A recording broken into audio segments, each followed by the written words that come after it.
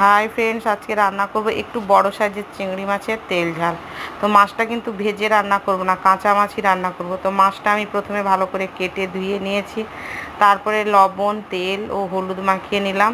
এদিকে কড়াইতে আমি তেল দিয়ে দিলাম, একে একে পেঁয়াজ কুচি, রসুন বাটা, আদা বাটা, লঙ্কা গুঁড়ো, হলুদ গুঁড়ো দিয়ে ভালো করে মশলাটা কষাতে থাকবো। একটুখানি কষানো হলেই দিয়ে দেবো জিরে গুঁড়ো আর ধনে গুঁড়ো ও দিয়ে তারপরে আবার দিয়ে দেবো জল দিয়ে ভালো করে মশলাটা কষানো হবে। তারপরে দিয়ে দেবো চিংড়ি মাছ দিয়ে একসঙ্গে মশলা চিংড়ি মাছ দুটোই কষানো হবে। তারপরে দিয়ে দেবো পরিমাণ মতো লবণ দিয়ে তারপরে জল ঢেলে দেবো, খুব বেশি জল নয় কারণ তেল ঝাল হবে।